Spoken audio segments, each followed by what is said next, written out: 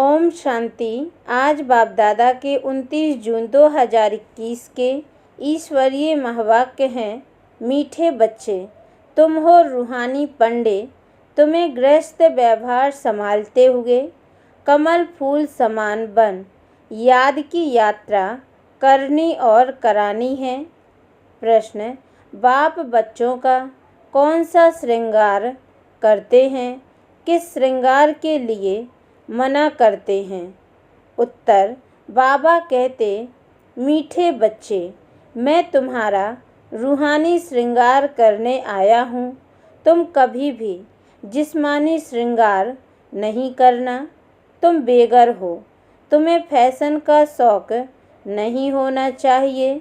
दुनिया बहुत खराब है, इसलिए जरा भी शरीर का फैशन नहीं करो। गीत। आखिर वह दिन आया आज। ओम शांति। बेहद का बाप बैठ बेहद के बच्चों को समझाते हैं। बेहद माना कोई हद नहीं। कितने ढेर बच्चे हैं। इतने बेशुमार बच्चों का एक ही बाप है जिसको रचयिता कहा जाता है। वह है हद के बाबाएँ। यह है बेहद के रूहों का बाप। वह है हद के जिस्मानी बाप। यह है बेहद के रूहों का एक ही बाप जिसको भक्ति मार्ग में सब रूहें याद करती हैं। तुम बच्चे जानते हो, भक्ति मार्ग भी है, साथ साथ रावण राज्य भी है।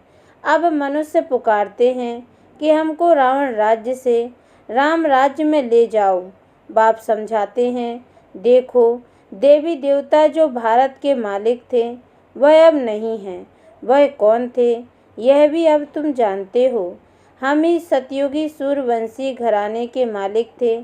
राजा रानी तो होते हैं ना। तुम बच्चों को अब स्मृति आई है। बाबा आया हुआ है हम बच्चों को राज्य भाग्य का वर्षा देने, विश्व का मालिक बनाने। बाप कहते हैं, अब सब भक्ति मार्ग में हैं। भक्ति मार्ग को ही रावण राज्य कहा जाता है। ज्ञान मार्ग सिर्फ एक बाप ही सिखाते हैं। तुम बच्चों को, उस बेहद के बाप को भक्ति मार्ग में सब याद करते हैं। अभी तुमको 21 जन्म के लिए ज्ञान की राजधानी मिलती है। फिर आधा कल्प तुम पुकारेंगे ही नहीं। हाय राम, हाय प्रभु कहने की दरकार ही नहीं रहेगी। हाय राम तब करते हैं जब दुखी होते हैं। तुमको वहाँ दुख होता ही नहीं। अभी तुम जानते हो यह भी खेल बना हुआ है। आधा कल्प है ज्ञान का दिन, आधा कल्प है भक्ति की रात। भक्ति हमको नीचे उतारती है।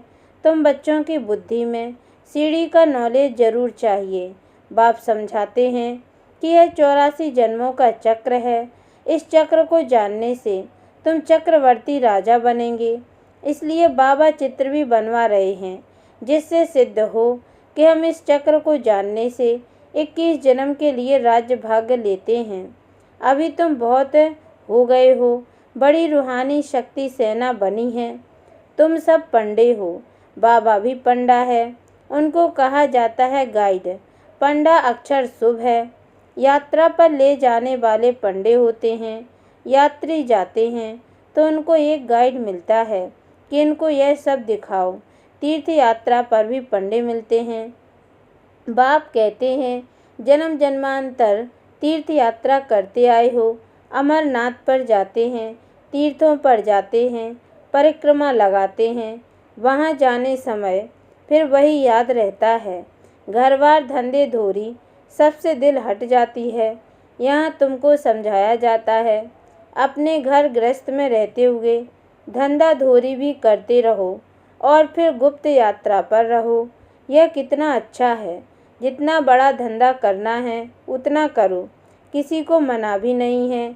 भल अपनी राजाई भी संभालो। राजा जनक को भी सेकंड में जीवन मुक्ति मिली। तुमको कोई बाहर की यात्रा आदि तरफ धक्के खाने की दरकार नहीं है। अपने घर बार की भी पूरी संभाल करनी चाहिए। जो सेंसिबल अच्छे बच्चे हैं वह समझते हैं हमको घर गृहस्थ में रहते कमल फूल समान रहना है। गृहस्थ व्यवहार में तंग नहीं होना चाहिए। कुमार कुमारियाँ तो जैसे सन्यासी हैं, उनमें विकार हैं नहीं। 5 विकार से दूर हैं। अभी तुम बच्चे जानते हो, हमारा श्रृंगार ही है और प्रकार का, उनका और है। उनका है तमो प्रधान श्रृंगार, तुम्हारा है सतो प्रधान श्रृंगार, जिससे तुमको सतो प्रधान सूर्यवंशी राजाई में जाना है। बाप तुम बच्चों को समझाते हैं, तमो प्रधान जिस्मानी श्रृंगार जरा भी नहीं करो। दुनिया बहुत खराब है। गृहस्थ व्यवहार में रहते फैशनेबल मत बनो। फैशन कशिश करता है। इस समय खूबसूरती अच्छी नहीं है। काले हो तो अच्छा है, कोई पंजा नहीं मारेगा। खूबसूरत पिछाड़ी तो फिरते रहते हैं।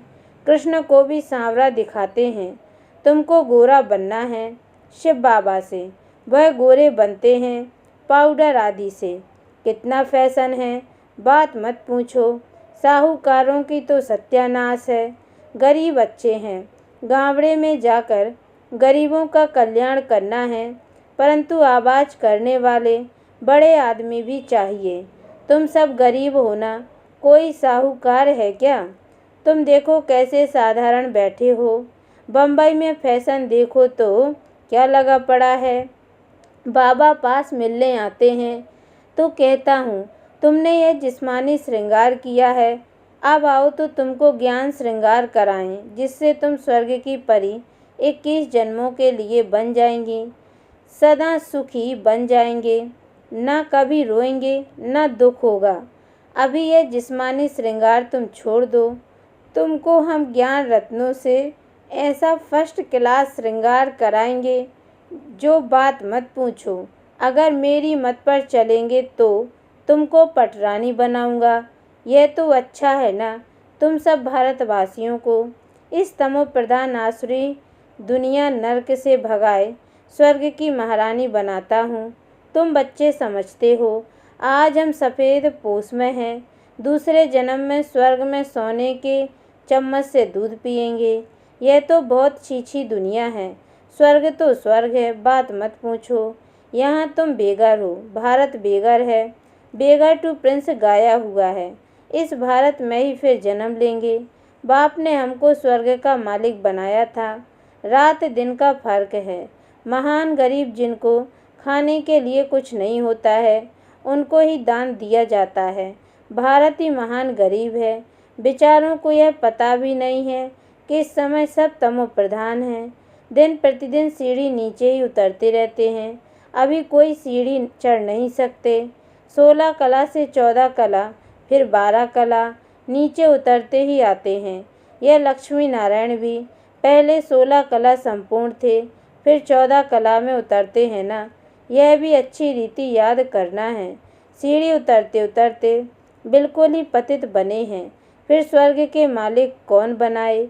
यह वर्ल्ड की हिस्ट्री ज्योग्राफी रिपीट होती है, यह भी सब कहते हैं, परंतु अब कौन सी हिस्ट्री रिपीट होगी यह कोई नहीं जानते। शास्त्रों में तो लिख दिया सतयुग की आयु लाखों करोड़ों वर्ष है। पूछो सतयुग कब आएगा, कहेंगे अभी 40,000 वर्ष पड़े हैं। तुम सिद्ध कर बतलाते हो कल्प की आयु ही 5,000 वर्ष है। वह फिर सिर्फ सतयुग को ही लाखों वर्ष दे देते हैं। घोर अंधियारा है ना, तो मनुष्य कैसे माने भगवान आया होगा। वह समझते हैं भगवान तब आएंगे जब कलयुग का अंत होगा। अभी तुम बच्चे इन सब बातों को समझते हो। विनाश सामने खड़ा है।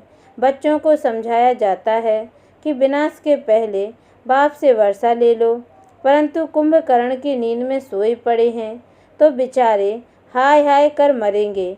तुम्हारी जय जयकार हो जाएगी। विनाश में होती ही है हाय हाय।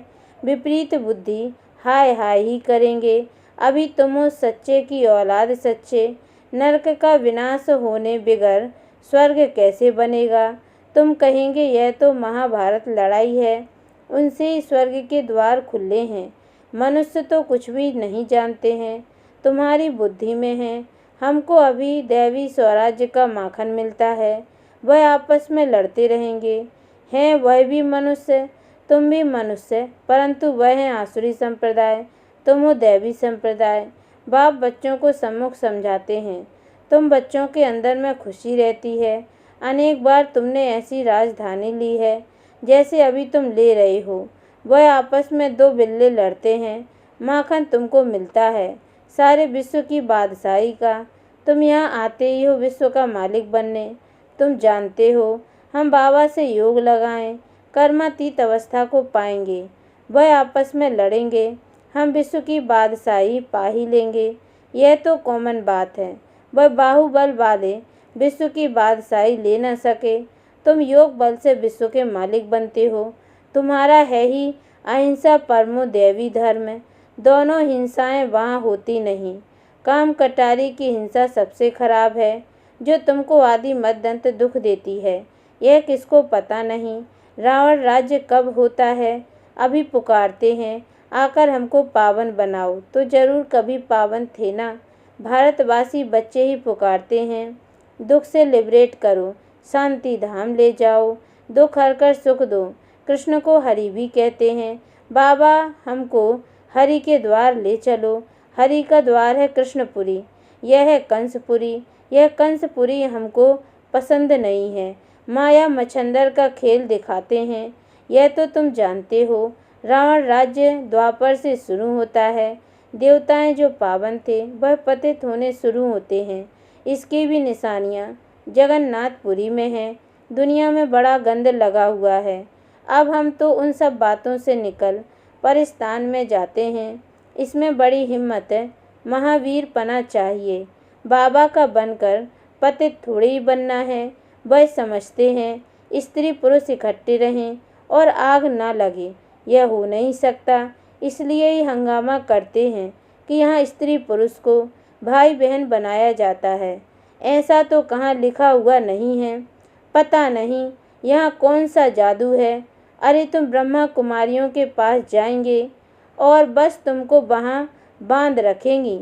ऐसे ऐसे वहाँ बहकाते रहते हैं। यह भी ड्रामा में नूंद है।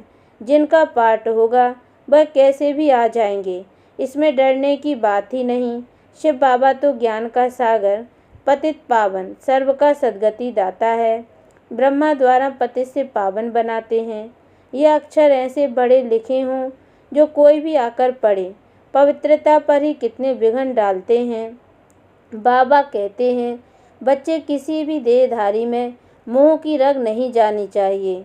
अगर कहाँ मोह की रग होगी तो फंस पड़ेंगे। यहाँ तो अम्मा मरे तो भी हलवा खाना।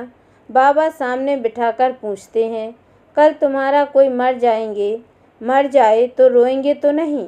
आंसू आया तो फैल हुए, एक शरीर छोड़ दूसरा लिया, इसमें रोने की बात क्या है? दूसरा कोई सुने तो कहे मुख से अच्छा तो बोलो। अरे अच्छा ही बोलते हैं। सतयुग में रोना होता ही नहीं। यह जीवन तुम्हारा उनसे भी ऊंच है। तुम हो सबको रोने से बचाने वाले, फिर तुम कैसे रोएंगे? हमको पतियों का पति मिला जो हमको स्वर्ग में ले जाते हैं, फिर नरक में गिराने वाले के लिए हम क्यों रोएं?